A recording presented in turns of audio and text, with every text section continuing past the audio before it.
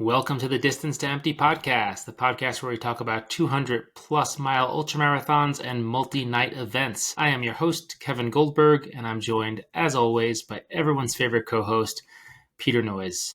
We are sponsored by John G and Mount to Coast, and Peter, I placed a big John G order yesterday. Tell me about it. Well, they just released their whole new winter line, and I got a bunch of stuff. I got stuff for Melanie, and I sent you a code. And now you have to place your order to prepare for your Southern California blizzards that are so popular out there. Yeah. Are there any must-have items? Well, I haven't gotten the order yet, so I don't know. But lots of cool-looking stuff. You have the Rain Runner, the rain jacket, don't you? I have a jacket, but the one I have is more like a Houdini. I don't think it's a rain thing. It's the wind shell, yeah. So I got the rain jacket because the rain jacket I've been using for years doesn't quite fit me, so it'd be good to have a legit rain jacket that fits. I got gloves. I got the small compressible packable jacket, like the more like Primaloft down simulation jacket. I got a pair of the cargo pants and the micro fleece hoodie, which I think is kind of like a Huda Trail type. It's not Alpha G material, but it looks similar to like a Melanzana or a Huda. And yeah, good stuff. OMG. All right, now I'm excited. All right, I'm gonna do that today. Yeah, you have to go order, and then we can talk about the things. I'm not going to tell you, well, I guess I kind of did just tell you what I got, but you get what looks good to you, and then we'll compare and contrast. Also, you don't fall into this category because you barely run anymore, but I've put in hundreds and hundreds of miles on my H1s from Mount to Coast, which then prompted me to get a new pair of H1s, and the new Joshua Tree colorway is really sweet looking. It's like light browns, and just the original one was just all white, which is fine, but this one's really kind of sexy looking. All right, well, I'll look forward to that. I have been running in the H1s, but I'm not up to hundreds and hundreds of miles yet. I'll get there. You're back. If you guys are curious, go check out Peter on Strava. He is back. Maybe not. Give me a little more time and then check it out. So speaking of you being back, how's it feel to be running a bit again? Terrible. That's what happens when you take 3 months off. Yeah, just everything's a little sore when it shouldn't be, and the heart rate's a little high, and then it's always hard because then you start remembering where you were like a year ago, and it's so painful. But I've done it before. I'll be back.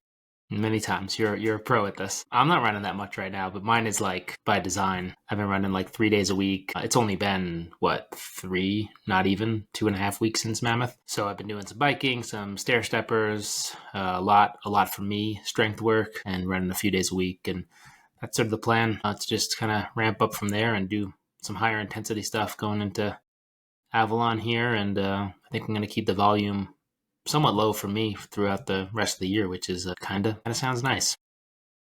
I think that's smart. Yeah. And you've already booked an Airbnb for Avalon. You're all over that, right? Of course. I've been trying to get Peter to book an Airbnb for weeks and months and years. You could just tell me to do it. If you want me to do it, I can do it. All right, well, let's figure it out after the call. We'll go off air. Let's see what else we got going on. We did a bonus episode where we talked through our 2026 races. So I guess we did realize, but it dawned on me that we're doing the first 3 races of 2026 were the same for both of us. So we're doing Avalon 50 miler in January, Badwater Salt and Sea, which is a team race that Peter and I are doing with our good friend Tim Cronk in April. And then a couple weeks later, the Bradshaw Brute, which is the 100-miler associated with Cocodona. So if anyone wants to come race with us, those are the 3 we're hitting through May of 2026. And yeah, should be fun. And then we're in the hunt for a 200 at some point in the year. We haven't settled on that yet, but we'll see. I kind of want to run a new one. Makes the options a new for me one, which makes the options limited. All right. Should we hop into the episode? Yeah, let's get to it. Today we're interviewing one of our favorite people in the sport. He's a legend, or at least that's his nickname. But no, this is a good friend and a really fun person who we've known for a long time. We've been wanting to have him on the podcast. We've joked about not having him on the podcast. He is an absolute legend in the sport and did do something. I can't speak. Recently did something very amazing, which was setting the self-supported FKT on the Appalachian Trail. And yeah, we had a really fun conversation with Jeff Garmire. So let's hop to it. Jeff, welcome to Distance to Empty. We are stoked to have you. Yeah, thanks for having me. I just had to do a pretty long thing to make it into the accepted distance to be on distance to empty. Yeah, for you, 250 wasn't enough. We needed you to go beyond. You had gone beyond that, but you had to go beyond it while the podcast existed to get the invite. Yeah, I picked up the message. Yeah. All right. Well, you're here now. Earned it the hard way. But seriously, I mean, congratulations. Obviously, you're relatively fresh off the Appalachian Trail self-supported FKT. This year, you finished your 5th in a row Cocodona 250. You just got engaged at the end of the Appalachian Trail. Lots of things to chat about that surround going beyond the 200 plus mile distance. Yeah, just a standard year over here, 2025, the year of the Jeff. It's better than the, well, I shouldn't bash other podcasts, but it's better than the Boulder Boys year of the boy. Yeah, I don't feel good saying that. Yeah. Anyway, yeah. So let's dive into your recent stuff. I really want to talk to you about. We've seen like a lot of people have done versions of what you've done really successfully, right? They've either gone from long trail stuff to or from 200s to long trail stuff, and I want to pick your brain about like what the similarities and differences of those style of things are, because some people do it really well. Some people struggle to make the transition, and I think that's pretty fascinating. But first, let's kind of start at the finish of your big adventure at Springer Mountain. You beat the self-supported record by just over 4 hours, I believe. And as we chatted before, hit and record here, I did use ChatGPT to help with the question. So if I get any of the numbers wrong, you correct me. Yeah. Came in just over 4 hours ahead of the record. What was going through your head? Like, did you know it was going to be that close? Like, how far out were you when you realized it was going to come down to that final day? Well, so I was actually pretty aware I would get the record, just like how days slot and how much 4 hours can mean at the end of it. So it sort of felt like maybe the last few hours of Cocodona where it's like, okay, I got to get up Eldon. But once you're on top, if you're not chasing someone down and no one's too close behind you, you sort of feel like I just have to do these miles and then it's over type of thing. That's how it felt the last few hours of like, I just wish I could fast forward. It doesn't really make a difference to me if I'm 30 minutes faster, 30 minutes slower. I knew I was pretty slotted to be in that 3 to 5 hour range of breaking the record. So it actually was miserable. It was like, this just needs to end. I'm just going through the motions because I'm pretty sure of the result at this point. Like, we just need to get this over with. So yeah, the end was really weird. It was a lot of relief more than anything of just, it's finally over. This was so consuming, even more so mentally than physically, that yeah, it's hard to even think about. I still have moments where it's like, I can't believe it's over, just because it was like, you're so in it that even today I'm still trying to put into words when it switches off. That feeling is so weird. Yeah, I'm sure it's got to be weird being out there, 45 days and then suddenly have to reintegrate into society. But yeah. I mean, you just never will care as much about anything. Like, there's one focus out there. I only care about one thing, one greater goal. And then you like get back to life and it's like, oh, is my car parked in a legal spot on the street? When are the street sweeping days? When should I go to the gym? What am I going to eat tonight? Like, I had made all those decisions ahead of time, just even through planning or like contingency plans and even meal or like food nutrition prep and stuff, that yeah, it is really weird. It's like I made all those decisions ahead of time, so I only had to aim at one thing and it was kind of set up for me. And then yeah, you get back and it's like, wow, life has so many choices every day. This is hard.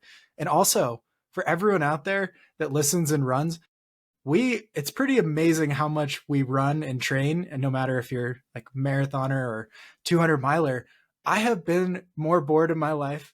I've never been more bored in my life than currently, when it's like, man, I'm not really training and I have all this time. I'm like doing normal working hours, but I don't know what to do with the rest of my time. It's crazy how much time we spend running.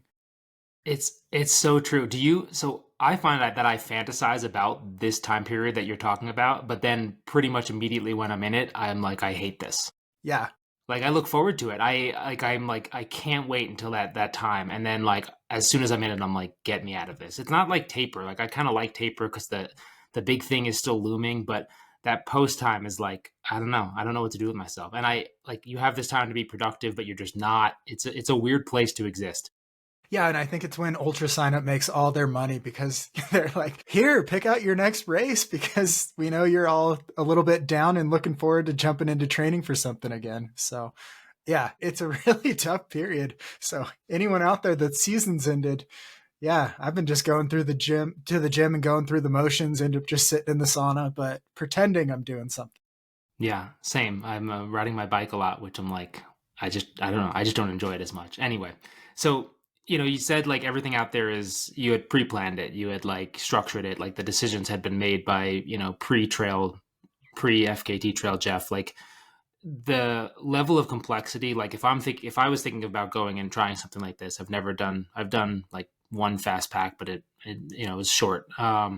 Like the level of complexity is just overwhelming. Like planning your drop bags and planning for a 200 miler is intimidating and is a lot, and you can make it as much as you want it to be. But like, to me, like, where does one even start with the resupplies, the gear drops, the spreadsheets? Like how did that go for you? Obviously you're seasoned in doing that, but like, I don't know, just like ruminate on that a little bit. Yeah, really good question, because I do think this is the difference in something that people in the ultra world maybe don't understand, because there's just so many factors. Like the aid station will not be closed when you get there, but your resupply location may be out there. And if you're planning for months worth of travel, then you have to take those things into account. So basically I start with, these are all the locations I would like to resupply at, similar to just listing out aid stations. And then you start filling in details and then the locations within those towns that you would want to resupply at. And then it's taking into account the hours that they're open and the days that they're open, and then trying to avoid post offices, trying to limit distance off trail that you're doing, because you don't want to do more bonus miles than you need to. And it just keeps going down the rabbit hole like that. And then the last thing you do once you, or at least once I kind of fill out the bones and a general structure, is start plugging in like a date. Like if I assume it's going to take 2 to 3 days to get between these points, how does a start date impact all these dates that I'll arrive at that location? And yeah, I think it just is like a guess and check thing too, of like pacing and stuff. And even the complexity, I went out to Maine in New Hampshire ahead of time for a few weeks to train. And I checked, like one of the addresses was weird and I happened to be in that area. So for that training trip, I mailed myself a resupply box to that location to even check that it would work out. And then I kind of figured out what kind of pacing I could do through that area, which is the crux of the whole route. So I think you can get by on some trips with not going this extensive, but just knowing that the people that I was trying to compete with their records out there, it's like, I have to be so 100% in, because I think they're probably even more talented. It's like, I got to be perfect and then just be really good at the things I'm really good at, which is just not sleeping, basically. So did you like plan it to be within a day, or like how much were you able to stick to all your plans versus how much were you adapting and improvising out there? Yeah, so I had a gear issue, so I had to start 2 days later, but than I intended. But I already had, I only had to hit 2 post offices, which are closed on Sunday. So I'd slotted them where it was like a Monday and Wednesday, knowing that of my like most ambitious plan. So I knew I had like 2 days of wiggle room there, so that slotted out fine. And yeah, I think it's just taking a look at the totality where things are going to fall. And then I would find a lot of hostels and stores and stuff that are open like 9 to 6, 7 days a week. And that's kind of how I slotted things in to flow as seamlessly as possible. And then, of course, things happen, and that's where the adventure is made. And I think that's what's so fun, is when you have to deviate from the plan. 100% of your focus is on problem solving. And that's a pretty cool feeling to have. I mean, kind of sucks if that feeling is because you're throwing up or stomach issues, but if it's because of like a resupply issue, it's just amazing how focused you can be on solving it. So one of my boxes didn't show, well, it showed up and they ended up throwing it out because a mouse got into the box and they just assumed they should throw out the whole thing. And that impacted everything. So I had a pair of socks in there. I had a power bank, so that was going to charge my electronics for the next 160 miles, and then 3 days of food. And the food is like the most replaceable of those, but it's not like you're going to stumble upon fully charged power banks ready for you to use. And so that's kind of how tedious and balanced things are in these. For that, it was like, well, I have to go 32 miles with about 500 calories. This is going to be terrible, but I don't have another choice. And then I resupplied at a store there and then bought like, they had like a tourist level power bank, but yeah, it was just, and then it was like, I can't use my phone very much anymore. I can't use, like, I have to turn off navigation for large chunks that I know I'm on the right trail.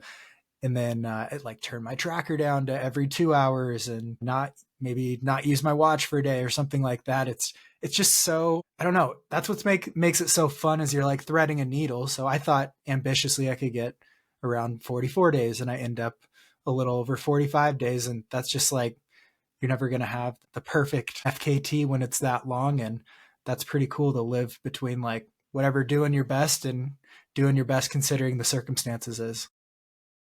Yeah, no, that's just, it's so hard to fathom as someone who primarily does, 3 to 4 day races. Like it's almost like, it seems like what we're doing is like a microcosm of like something like this, where it's like, it's just unleashed. And like, there, if I forget my headlamp, I wait for the next runner and I piggyback with them, or I just get back up at the next aid station and I ask a volunteer. Like that support system and like safety net is just non-existent out there, or certainly much thinner and harder to find.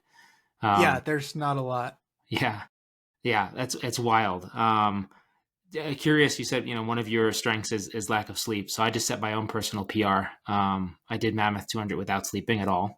And that was the plan. What's the furthest you've gone without sleep? Oh, man. Yeah.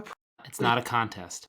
Yeah. I don't know. For sure through 2 nights, but I'm sure probably all the time I've at least napped or taken a sleep on that third day. So maybe in the 50 to 60 hour range. Yeah. I mean, that's what I just hit for the first time. And like, it was 2 nights, but I was 30 minutes away from needing a headlamp again in night 3. And I probably should have napped on that third day, but man, it's weird. Night 3 is impossible. Like, I've actually looked into this a lot and I think it's really fascinating, the sleep side, but people who can stay up really well, still night 3 gets everybody. It's like, I think it has to be impossible. I don't know. Yeah. I can't do it. And it's like, do you get, if you're not planning on going through a night 3 and you make the gamble, but then you do need to go through a night 3, that's a whole shit show. Yeah. You're like taking a nap a mile from the end or something. Yeah. A quick story, like I was doing the final climb at Mammoth, and Roman, we were running together, he was right in front of me. And I really wanted to beat a couple guys behind me, but I didn't really, for some reason, didn't feel like I was competing with Roman, but he decided to sleep. Like, we're like 7 miles from the finish and he decided to take a nap. And I'm like, shit, well, I'm going to beat Roman now. Like, no, like, of course, like, this is great. And he beat me by like 55 minutes. Whoa. So like, man, the sleep is so fascinating. Like, I couldn't believe it when he charged, because he charged past me like 2 miles later, like he was like a totally different person. You're like, how long have I been in this section? Yeah. It blew my mind that he who knows how long he was down for, but it worked. Do you notice too, when you don't sleep, that time either moves really fast or really slow? Like, it just gets really messed up. It's so strange. It's like, oh my gosh, 5 miles went by, or wow, it's only been 2 minutes since I looked at my watch. It's just you just notice what things go with your body, and like awareness is definitely one of the biggest ones. Yeah. I feel like not everyone needs to or should do a 200 or a long trail or anything like that. But I feel like once in your life, you should stay up for 2 nights and just exist in that space and feel what that feels like. Just watch TV for 48 hours. Yeah, Netflix for 50 hours. Jeff, what did you learn about yourself physically, mentally, like throughout this effort that you've obviously done a lot of really hard things. This wasn't entirely new to you, but like, what's one thing you took away from this that, you didn't know before? Well, I think it was like a refresher course. A lot of things I've done in the last 3 years have been things I know I can complete. And it's like, how good can I do at them? This felt like, I don't know if I could hit my goal of this FKT because I've already done the AT. So it was like, I'm going to just do my best and see how that stacks up out here. But I think it just, made me re-aware that this level of focus, this level of competitiveness, intention is not gone. It just takes really intense situations to find it again. Yeah, I think it's just that focus that, I don't know, I had a lot back in like 2019 or the John Muir Trail in 2022, but I don't think I can put my body through that super often to get to that level, but it's good to experience it again. Cocodona, no big deal every year, but these like multi-day things where you're too messed up to drive for like 3 or 4 days, I don't think they're good for you. So you mentioned earlier that, troubleshooting, creating the spreadsheets, planning is all fun, or, the focus you were just talking about. But there was another side of this too, where you raise money for a great cause. So I'm just wondering, like, how much of the motivation and drive to do this was like from within yourself because it's fun, versus how much was it because you had this other thing holding you accountable because you were raising money for a cause. Yeah. If anything, I was thinking I should just make it as close to the record as possible so it's the most time to raise money for the Trevor Project as I can out here. That's what I should have. I donated after, though. So people were able to donate. I was like, I'm going to wait till he has to do it. Prove it to me first. Yeah. I think that definitely maybe as a motivation to finish, which definitely around the halfway point was like, man, it's going to be the limit of what I can do to even get this record. But having that backstop of my goal is to finish and do the best I can at this, I think that helped me live and accept that major goal and stick to the why, which isn't to get your name on a website. It has to be a lot deeper than that to succeed at it. And then also when, I don't know, it was a weird 45 days to be gone, a lot happened in the world. It just made me feel better and better of like, this can be my little way to fight back against things I don't agree with, that are happening in athletics in the greater world too, of let's uplift all people kind of thing. So it really helped in probably the grit and the mindset shifting to just letting it be in the present and do my best and however it shakes out. But I don't know that when it got down to being competitive, that played in too much. I think it was like, I just am going to give whatever I can give. I can't do 110%. I'm maxed out here. So, yeah, it was, I don't know. It's hard. I can tell how much I cared about it because of how much I am struggling to find what to care about now, I think is the main thing. That's well put. That's like a really simple way of like explaining it well, I think. Yeah, I think everyone feels that after a race to some degree. Yeah. It's the blend of like intrinsic versus external motivation is interesting to me. Like, I remember year one, like you were like in the live stream yourself while racing at Cocodona, and I kind of took that idea and they made it my entire personality. You're welcome. But, yeah, thank you, Jeff. And it's funny, like I'm not very active on social media, like, in my day-to-day life, but when these races happen, I'm like in that live stream, like, and the external motivation, like, it helps me for sure. There's no doubt. Like I get a push from it. And I think to do these really, really hard things, you need to be very like steadfast in your intrinsic motivation. Like there needs to be a reason. It can be simple, but like you're not going to get through it on external motivation. But I do think that it helps. How did that feel for you out there? Obviously with this cause, with the Trevor Project, but also just like your real-time storytelling, like how connected did you feel versus like how much did you feel like you were out there doing it on your own? Yeah, I would say, okay, so it was interesting. Like one day in, I deleted a few days in, deleted the social media all off my phone, and I would text my girlfriend a video from like update, and then she'd post it 24 hours later. And so that's kind of the structure. So I don't think I felt incredibly connected to that community, but the community along the trail, which is like a very amazing community and it's helped a lot of people find their place or, I don't know, experience nature and all these things. I felt very connected to that of like, there is a small group of southbounders every year that do it, even though I spent maybe a few minutes with each of them as I passed them up north. It was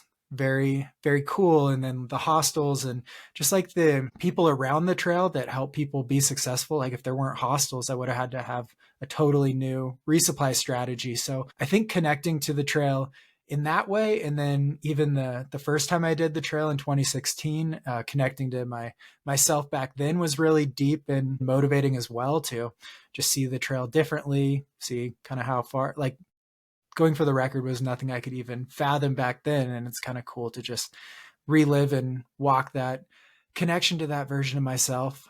But yeah, I think the internet, I was just really cautious on how much I let that into the hike, because I think it can work really good during Cocodona for sure and is motivating.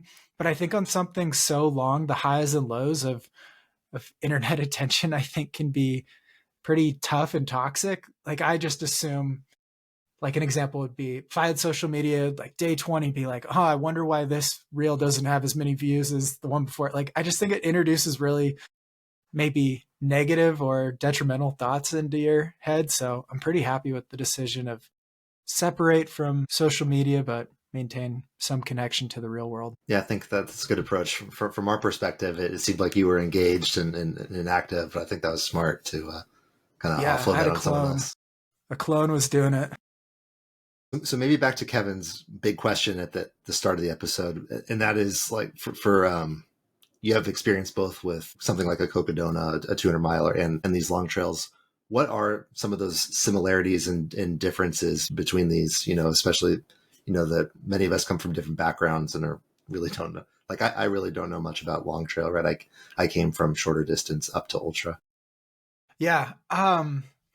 I think the biggest through line that's the most important thing and that many people seek is let's just say 100 miles and up. I think you have the opportunity to be present. Like it's a long enough time, it's a long enough distance that you can't think about how long you're going to be out there at the start. Like at some point maybe it's mile 7 or 20 or whatever, you have to just let go of what's left and be super present. And I think that's kind of the biggest through line and why people do these things when they objectively hurt and everything is you don't really get chances in life to be this present with everything. Of even at an aid station, you're not just resting. It's you're thinking about what you're going to eat, you're changing out stuff, or maybe change out your drop bag. And I think it's just, and that's all in tune with your needs. So a through hike is very similar, or an FKT on you're always trying to alleviate concerns, figure out what upcoming problems could be, whether it's like water sources, how far apart those are, or maybe you're just flying through your food and need to supplement moving forward. There's just so many similarities in that respect. I think the intensity, or like a through hike is way more intense in the maybe more solitude or just the time you're out there. And I think a 200 or long race is more intense in like number of people, competition, external motivation, external stressors. There's so much more that I think you can be mad at in a race for the most part. Of you are depending on a lot of people, whether it's your crew or pacers or an aid station, or even like food choices at an aid station. If you have dietary restrictions, like you're giving up a lot of control and stuff. And I think in a through hiker, I pretty much only do self-supported FKTs, but in those you're just kind of tied to your decisions impact everything. Like there's some dependence on businesses and stuff, but for the most part, you can be mad at yourself, but there's just not a lot of offloading of those emotions. So I think you sit with them quite a bit. And yeah, I mean, I'd challenge anyone to volunteer to 200 for like a 8 to 12 hour shift. And you'll just get to see such a cross section of interactions of people's states out there. And it's a very raw thing that you're doing, but you're also having to interact with people when you're super raw. And when you're kind of on one of these adventures, there isn't that stressor of like you're going to be short with somebody or whatever, because you don't really see anyone out there. Yeah, that's really cool. I didn't anticipate the like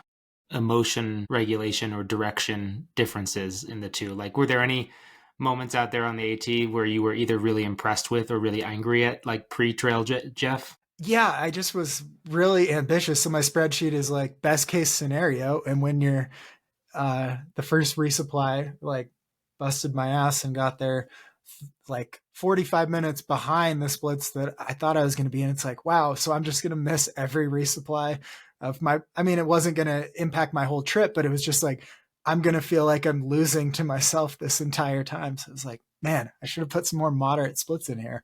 But yeah, I just had to let that go. Oh yeah, I know when I was the most mad at myself. So the first 400 miles is the most difficult, incredibly technical, way more technical than any of us living out west know. It tears up your shoes. And so my shoes are pretty torn up, and I'm going to get a new pair 400 miles in. And I get to the hostel, get my package, open it up, brand new shoes, go to put them on. There's 2 left shoes. So I packed 2 left shoes, and it was just like, oh my God, this is a nightmare. So, but that means I also have a box with 2 right shoes, and I don't know where that one is. So I just had to order a new pair of shoes to all the resupply locations that had new shoes, because I was just going to hit a landmine that was 2 right shoes. And I walked in those torn up shoes for 150 miles till I could buy a pair from just an outfitter in Vermont. But that's when I was quite frustrated with myself that I'm not usually a double checker. And it might have been good if I double checked that, because I had all the 6 pairs of shoes out to spray with permethrin to limit ticks and stuff. And when I packed them up, 2 left shoes and 2 right shoes made their way out into the world. If a thru hiker wants, they can pick up the right shoes and hike them 1,000 miles north, and then they'll have 2 nice pairs of shoes, brand new, size 11.5. So that was going to be my question. It was another 1,000 miles till you hit the landmine? They were the last pair, or the last box, yeah. Oh, that's great. This is nowhere near as catastrophic as that, but I think you'll enjoy it just because of your penchants for crocs. I was fly fishing a couple of weeks ago, and I lost a croc like in the middle of a pretty wide river. No. And this was like tapering for Mammoth, so I'm like in the middle of a pretty rocky river with 1 croc. I'm gonna cut up my foot, and this is like it was so bad. But you're doing the activity that you would encourage any athlete to do during a taper and leading in. And it's like the highest injury risk is that moment somehow. Yeah. So that must have been wild to come across that the 2 left shoes. I'm pretty sure, and if I'm wrong, it'll be awkward, but that our sponsor is who makes the shoes that you wore. So why don't you give a quick pitch to your shoes that you wore? Yeah. I wore Mount to Coast, the T1 version. So I hope that is your sponsor. It'd be pretty amazing, actually, if it was wrong. It'd be more memorable. It'd be great. Yeah, and they were good. I liked that. I just like kind of the adjustable style of, especially the toe box and stuff too. Works for lots of different stuff. But yeah, they got me there just fast enough. Love it. All right. We talked a little bit about sleep, and that, being like you being able to operate on low sleep being one of your strengths. Sleep deprivation plays a huge role in 200s. So we talk about it like ad nauseum, and you might sleep back of the pack, sleeping, 4 or 5 hours a night, maybe front of the pack sleeping 8 minutes a night. But basically you're not sleeping much, and 4 or 5 might even be high. That's probably more like total for the race. So what did your sleep look like on the AT? I'm sure you probably know how much you averaged. What was your longest sleep? There were probably some nights where you barely slept at all. Yeah. So I started out with the plan to sleep 5 to 6 hours a night through the hardest 400 miles of the trail. And I stuck to that for 3 days. And then the miles were just harder to get. I was sleeping less. And then it was probably average 4 hours a night for quite a chunk of the trail, with maybe every 4 or 5 days, I'd have a 5 or 6 hours sleep, and I'd kind of reset things. And that seemed to work pretty good for me. And then from the halfway point, I think was 24 days in, it was just okay, I got to average a lot of miles a day here. We got to cut sleep down. And so and just for people to take something forward, I'm a big night owl. I love when a game or whatever I'm watching, I only watch sports. So an extra inning baseball game goes to 1 a.m. I think that's awesome. I do not mind that, but I don't want to get up and run at 4 a.m. ever. So my schedule would be very late into the evening of go till midnight or 1 a.m. and then sleep till 4 or 5. I think it's a really hard period right before sunrise. And I don't want there to be a longer prolonged period of when are the birds going to start chirping, which means the sun is coming up. So for me, that's kind of how I structure and set my sleep. I also kind of think on a 24-hour clock for these things and races of, if the plan is to sleep for 3 hours, I can put that anywhere in the 24-hour clock. I sleep better when it's dark. So anywhere in the night, basically. So if I get exhausted at 9 p.m., I can divert from my original plan and just sleep from 9 to midnight, get up and go from there if I'm really in a push at the end or something. So that's kind of how I think about it and give myself more. That's leaning into how you're feeling so that you're most productive is is how I think of it.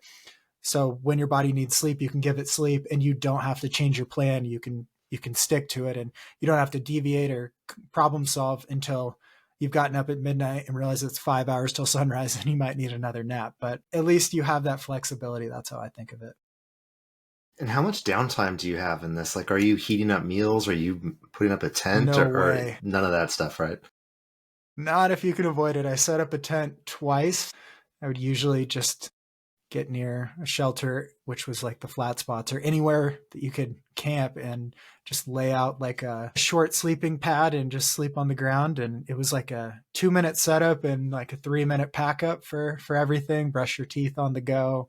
Don't ever warm up meals. The only time you're stopping is if you are filling up water and it's like a slow moving source. Sometimes those are kind of nice because you get a little break in there. Yeah. All my food is accessible, so I can get that out without stopping for the most part.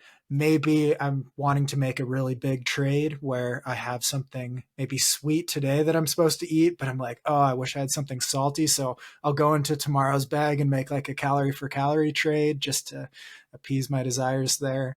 But yeah, other than that, just try not to stop. Jeff, what was that? I forget. I did it a long time ago. I want to say it's like 17 miles or something from Springer down to Amicola. The approach trail? Yeah, like so, like it's 7 miles, I think, but it feels like 17. I'm probably thinking round trip, which isn't 17, but at least it gets me closer. Yeah, you're correct. What was that? Like, so when you finish, you're done. Clock stops, but you still have to do 7 miles. But you have you can do 1 mile back a different way to a road. Yeah, okay. I opted for that. So smart. I didn't explicitly say that to Allison Mercer, and my girlfriend Allison Powell were picking me up at the end. I didn't explicitly say that, but I would have been so pissed if it was like, because it's also, there's like 1,000 steps on a staircase that goes up the falls too.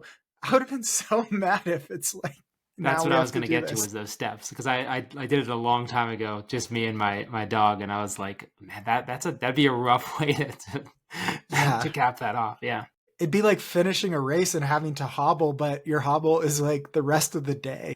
Yeah. Okay. So good. That's good that there was a better bailout. Much better. Yeah. So, when looking at 200 milers, they have, growing lists of mandatory gears. There's rules, there's aid stations, but like the structure of that provides like immediate and like tangible benchmarks. There's support. Like you said, there's like competition, lots of things to get mad at. Like, did you miss that structure, or do you miss that structure when you're on one of these long trails? Is it like, do you prefer one over the other, or is it just different?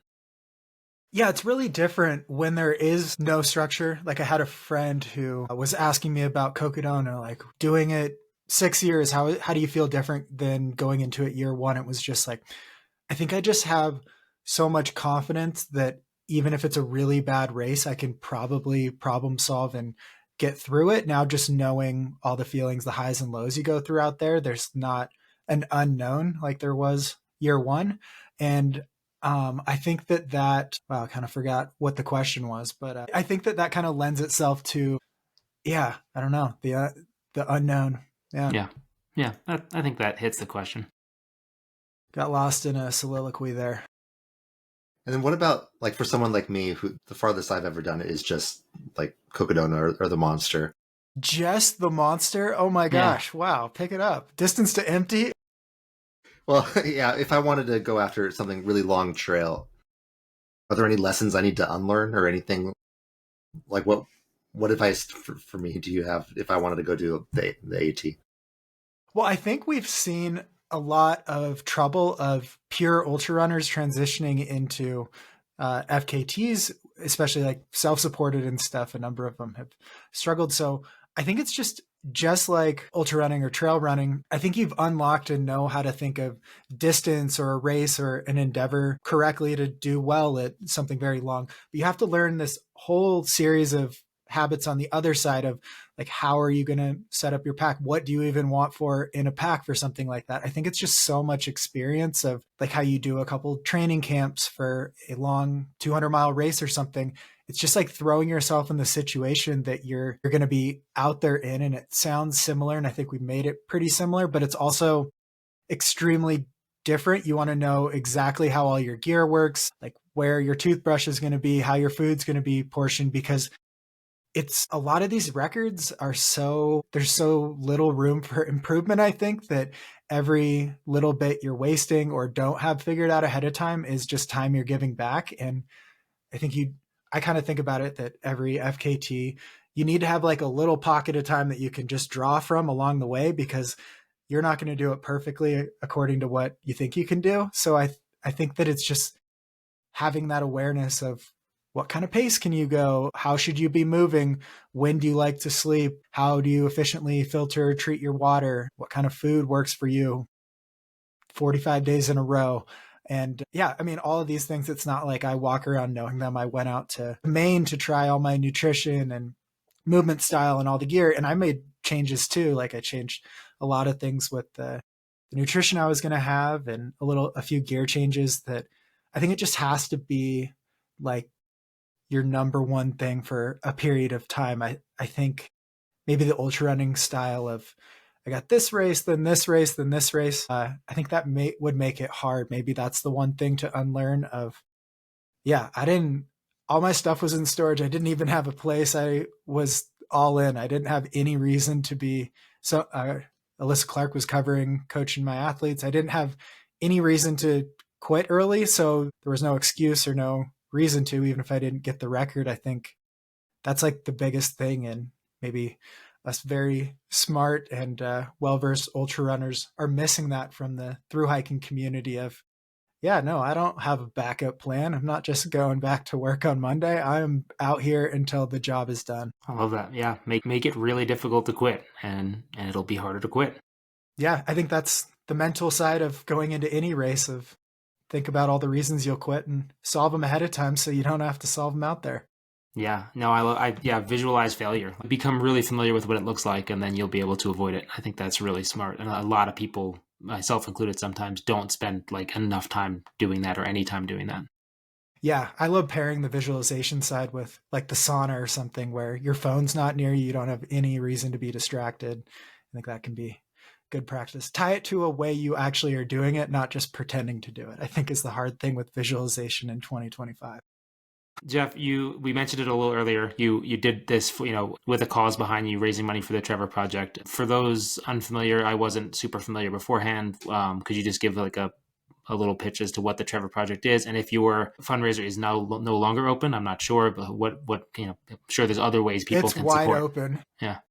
The fundraiser is still wide open. The Trevor Project provides therapy, counseling, a crisis line, and a texting crisis line really dedicated to youth, and especially the LGBTQ plus youth, which, if you've seen the world the past few years, is a very attacked or vilified community. And so, yeah, I just thought that this was going to be, and it's, mental health services. And I've been a big proponent of mental health, and I've therapy tomorrow, like very open with things like that. Just hopefully to, like, before I went, I didn't know it was a thing normal people were allowed to do and not be thought of as crazy. So I hope by being open with that, and then openly using, like, when you're going for the AT record, you're going to get some sort of a spotlight, and it's just like, it's pretty wasted if it's just on me. So let's direct some attention to both raise money, but also show people that in the community that all these people care, they're willing to donate. Like,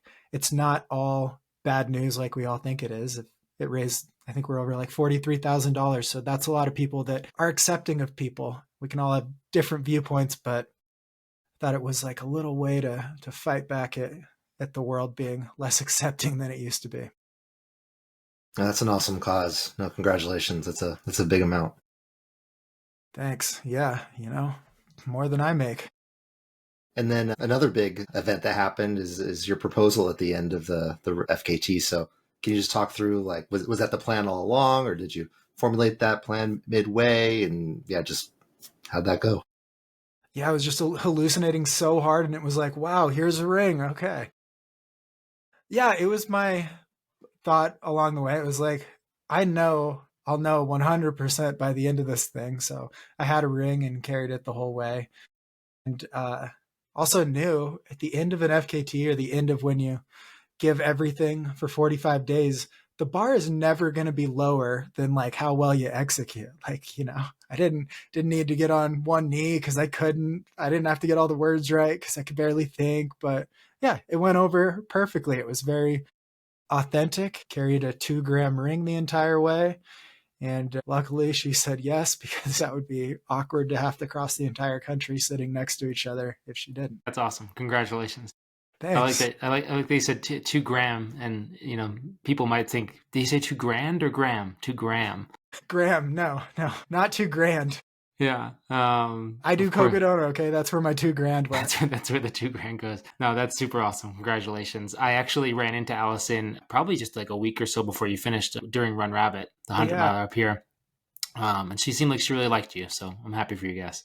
That's good. Good inside info. Yeah. That's the vibe I got, at least. I don't know. All right. We'll run with it. Good enough for me.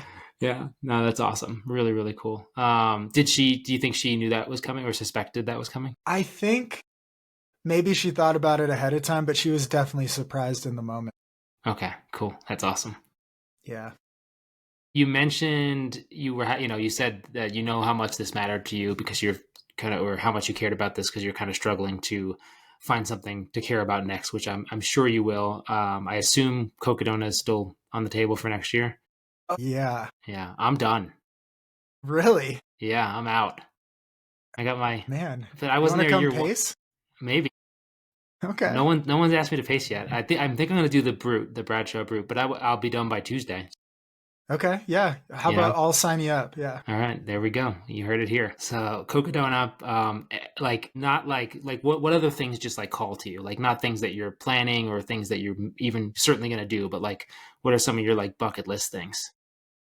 Man, this is when I should have a lot of things. Well, like I have unfinished business on the Tahoe Rim Trail, so I'd love to go for the FKT on that. I failed at that a couple years ago. So that, and then I just love coming up with routes.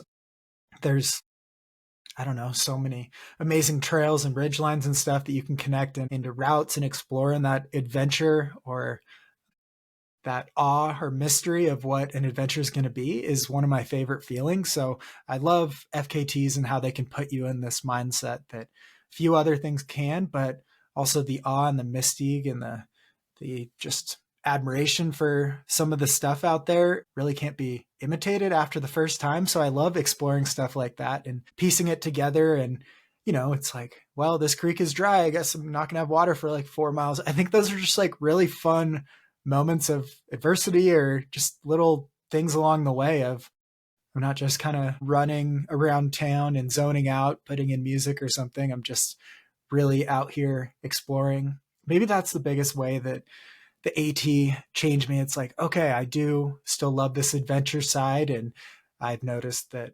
tracking everything or having the time rolling on a watch can really change your adventure of if you want it to be an adventure. Maybe you don't need to post about your time or your miles, or you can manually put them or something. But that's what I notice is if it feels like it's a run because I got to go for 4 hours because my coach, which is me, decided that's what I need to do to train for Cocodona. I just am more like, okay, 4 hours. But if training for this, I had a number of these adventure days where it's like for this amount of time, or for this whole day, I'm going to just do this route. I think that's something that we shouldn't lose sight on, that if you got a long run that your coach gave you, you still did the long run if you don't start your watch. So to wrap this up, we've got some rapid fire questions for you.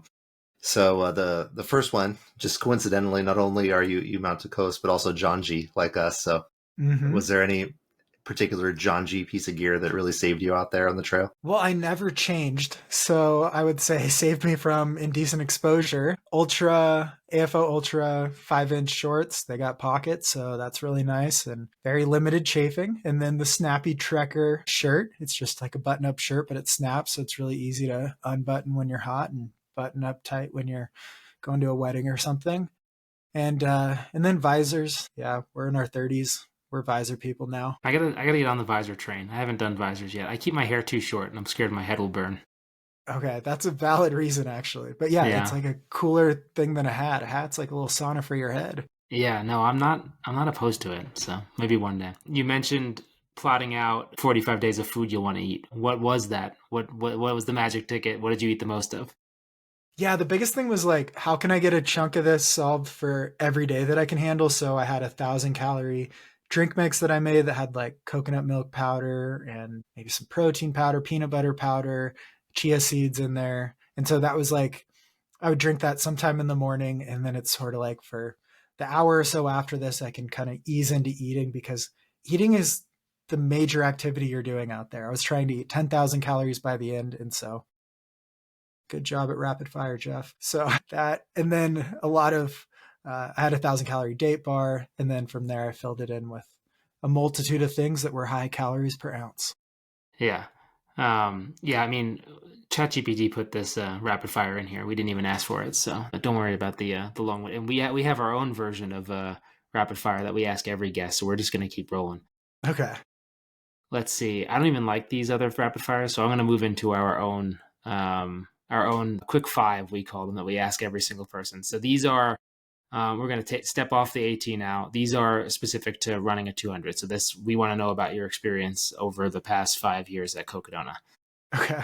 So 5 years at Cocodona, what's been your highest high during the race? I think finishing last year for time number 5, having COVID and feeling awful the entire race, but just really actually giving it everything I had. It was a pretty amazing, freeing feeling of being content with your best when your best wasn't very good on that day. I didn't know you had. Did you test before or after? After, but my pacers and crew started getting it during. So It happened to me at Tour de France. I tested the day after, and it explained a lot. I was like, oh, okay. Yeah, not good. All right. What about the flip side of that? What's been your lowest low in all your Cocodonas? It's hard because there are so many. Maybe hit Arastra Creek, which is mile 50 or so, year 2022, 2023.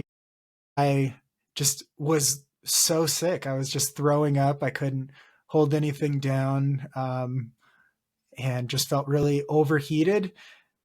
And yeah, it just felt like I was there for 45 minutes or so, but it felt like thousands of people kept passing. And it's just like, oh, I'm so bad at this. And you have so much left that the race kind of hasn't started in your mind that it just felt like that it sucked, that I just was never going to make it, or if I did, it would be miserable. All right. What about your favorite food for Jits? What are you fueling primarily with at Cocodona, or what are you looking forward to most? When I let myself eat real food. So maybe like 24 hours in, when it's like, yeah, pizza, quesadilla, like all that stuff. Mm-hmm. I'm most looking forward to the food that I just graduate into after, you open up your nutrition plan a little bit. But initially it's liquid calories, gels, boring stuff like that. But man, when you get to get those BLTs at Munns Park, things are firing. And then what about favorite piece of gear? Imagine that all your gear came from Walmart, but you got to pick one thing that you bought, the brand or whatever. Yeah, I think just generally toe socks. If you go a long ways, I think you just need them. You can deal with a worse pair of shoes if your toes are kind of protected or in a good spot to succeed. So I think toe socks are really underrated. 100 you could probably get by with just a little sack on your foot or whatever normal style socks are called. But toe socks, the further you go, the more you appreciate them. Yeah, they're called sacks. That's correct. Yeah. All right, Jeff, the question we end every podcast with, most people have the same answer to it. It's the theme of the show. Have you found your own personal distance to empty yet? I mean, kinda. Yeah. Maybe effort level to empty. Effort level to empty, but not, I bet you're going to do something dumb again that would show that you have not. Yeah, you found me at an empty moment. I'm sitting on E, but I think that tank will refill. And so I'm not dead yet, so I guess not. Love it. Awesome. Jeff, thanks for joining us. Can't wait to see what Cocodona it's 6, right? Yeah. Year 6 brings. Yeah. Same. Sweet. Thank you. Yeah, thanks. In the grand tapestry of ultra running, where the mileage metrics and battle scars often drown out our achievements, it's the small victories that glisten brightly like spoons of peanut butter on a Sunday afternoon. You see, in a world where completing 200-mile races is the status quo, and where I'm constantly competing for relevance against Chad Bruce and his sensationalized speed routine, Honoring the often overlooked milestones become essential for maintaining sanity and morale. Otherwise, I'd find myself crumpled on the floor, rocking back and forth, while nibbling on my stress-filled energy gels. Man, as fun as it sounds to do these long trails, it's also a little bit daunting. I never quite pieced it together, like just how crazy the logistics are, having to know that post offices are closed on the weekends, that these hostels have hours that a mice might get into your stuff and someone might throw it out. It's just, I don't know. That's insanity. Yeah. I mean, I think and you see like how absolutely all in Jeff is and was. Like, you have to be so committed, so dedicated, and it was just, I mean, it's cool to see. And I think, I mean, yeah, it's inspiring to see how like head first he dove into this, and how that resulted in certainly not an easy success, but like a big part of his success, I think, was his planning and his all-in attitude. And yeah, it was fun to break it down with him. Stoked for him and Allison, and just it was fun to finally get him on the pod. Yeah, I agree. I mean, the vibe he puts off is that he's easygoing, goes with the flow, but he's a super planner at heart. Yeah, but I think that's part of his success, is like he's like a combination of those two things, right? Like, which I think is, if you're too much in one direction, it's going to be a detractor. But if you have a nice blend of both, I think you can pull from both. I saw someone, I forget his last name. I think his first name is Martin, but he was on a podcast recently. He had just come in second at Tour de France, and he said something, I'm going to like paraphrase it, but it was essentially like, at a 5K or a 50K, like the fittest person wins. In a 100-miler, like the fittest people, the smartest person wins. And like in a 200-miler, of the fittest and smartest people, the one who's like the happiest and like most joyful wins. So I think it's like a combination of like being chill and enjoying yourself, but also like being all in, prepared, smart, fit. And I think Jeff hit the perfect storm for this recent success he had. Plus, he raised over $40,000 for a great cause. Yeah, for sure. Let's see what else we got. We talked at the top of the episode about our sponsors, John G and Mount to Coast. We won't dive too much more into that too. You guys know we're big fans there. We talked about it with Jeff as well, because he also works with both brands. Just another reminder that we do give away shirts or hats with orders from either company. So if you want to support us, you can do so by supporting our sponsors. If you place a John G or Mount to Coast order, shoot us a note on Instagram with a picture of you using our code DISTANCE for both companies. Will get you 10% off, and then just shoot us your address and shirt size, or we'll shoot you a hat, and get you some Distance Stampy swag. Thank you for supporting us through our sponsors. Just note, if it's a John G order, there's also a post-purchase survey that we're looking for. So it'll ask you how you heard about John G. You select podcast. Then another screen pops up with a list of the podcasts that they support, and you select Distance to Empty and take a screenshot of that, and shoot it our way. We'll get you some swag. Peter, I also ordered some other Distance to Empty swag recently. I sent you an email asking your opinion on it, but you never answered, so I don't even know if you know.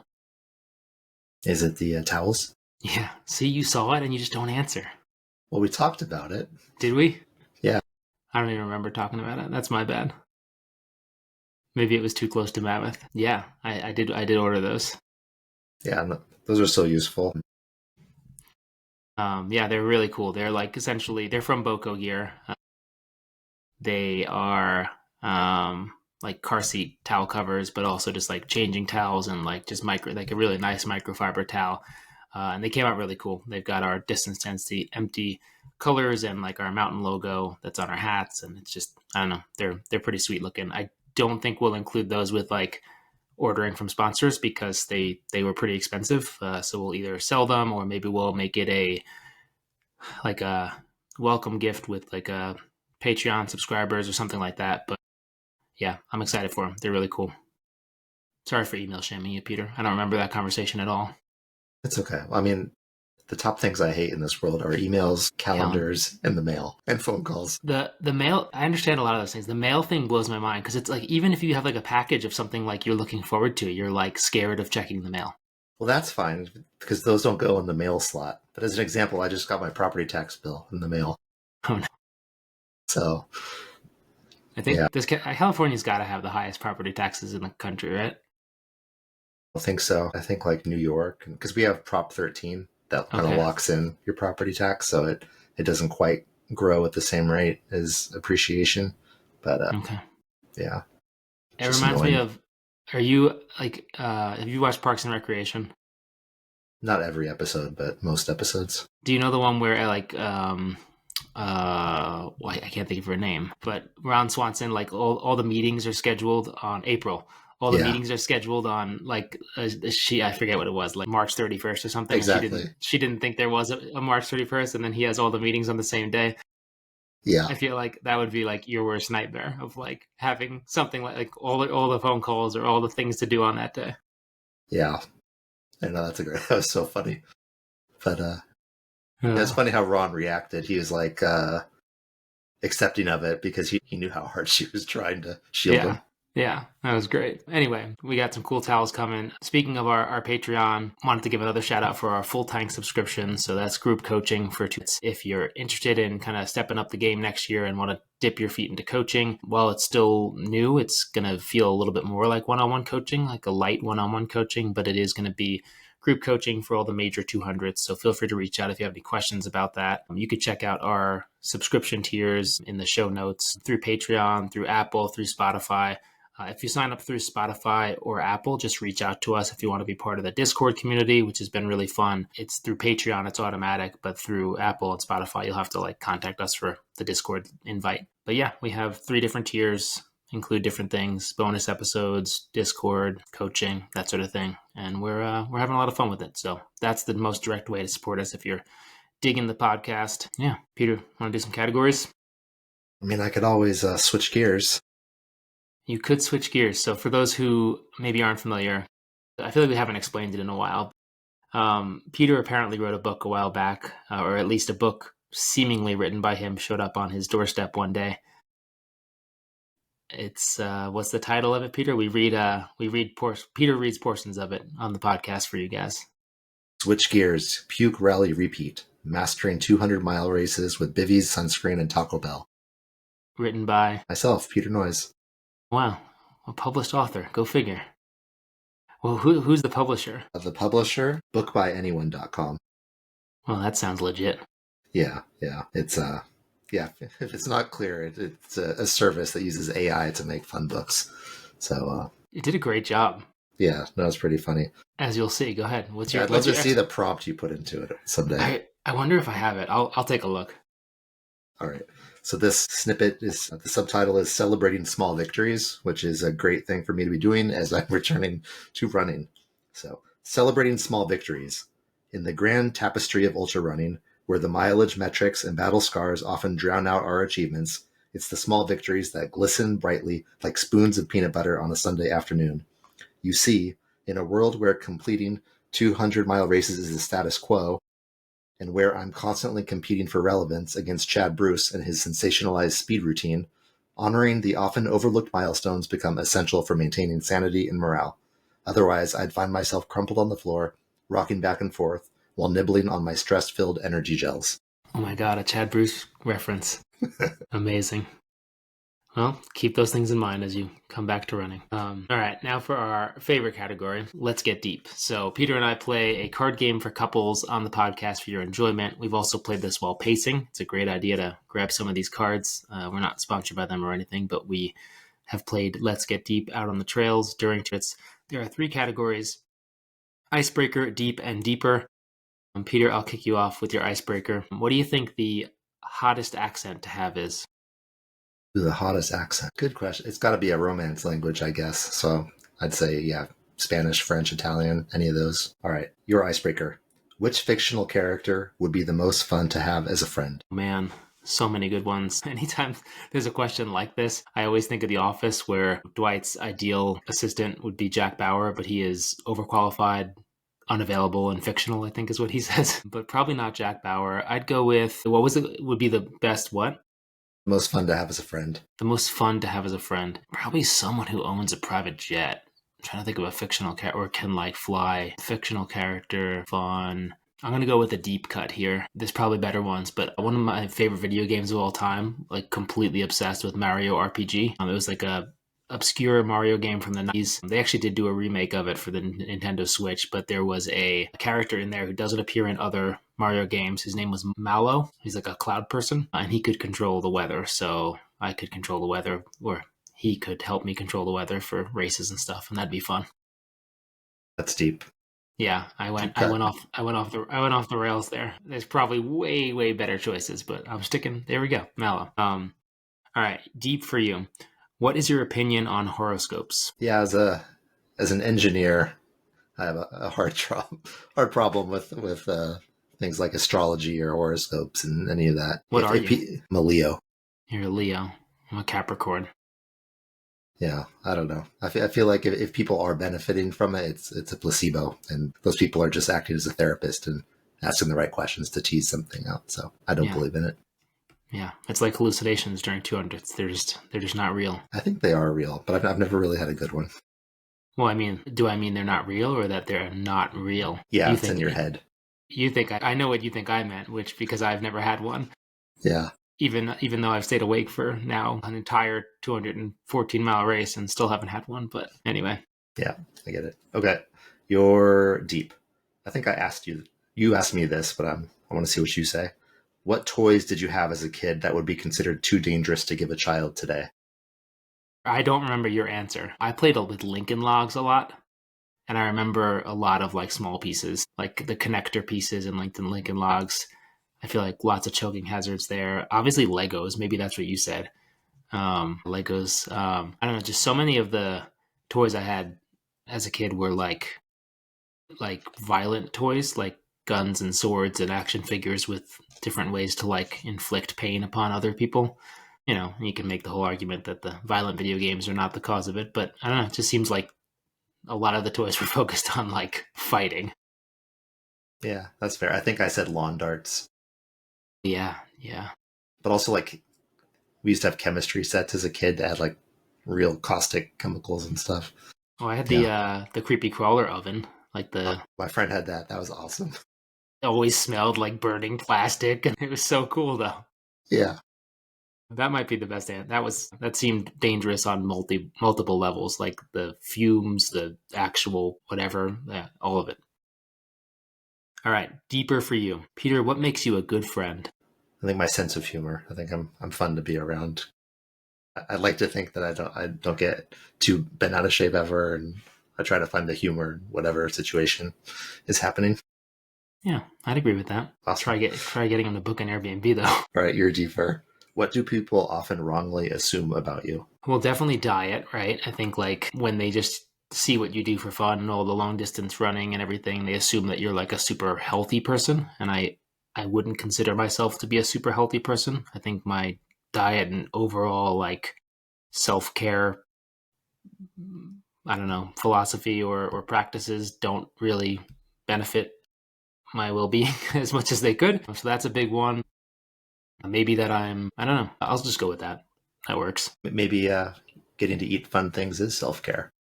I mean, that's very true. I certainly believe in that ethos. Yeah, there you go. Yeah. You're perfect. I'm perfect. Thanks, Peter. All right. What else? We got some fun episodes coming up. Like this one was awesome. We recently interviewed Adam Williams, coming off of his 9 200s in a year. Next week, we're interviewing Cody Poskin, who I think will be really fun. He seems like an awesome guy and just won the Gobi 400. Is it 400K? Something like that. That sounds right. Gobi Desert Race, where we interviewed Dion Leonard about that race. And we've got Phil Clark, the legend Phil Clark, coming back on the podcast, fresh off the Moab Mud Fest of this year. And we got some fun things in the pipeline. So one more pitch for Patreon. We just did a recent episode about goal setting. We dove pretty deep into like how to stay within your goals and try to push for your goals longer, and just how to set and achieve goals in ultras. We talked about the Stockdale paradox, which Peter, I've become obsessed with the Stockdale paradox. I've been reading a lot about it. Oh my goodness. And how it relates to like doing hard things. I think it's super cool. So yeah, come join us on Patreon if you are so inclined, but otherwise just stay tuned for these weekly episodes that we Love slinging. Sounds good. All right. Thanks for listening. See ya.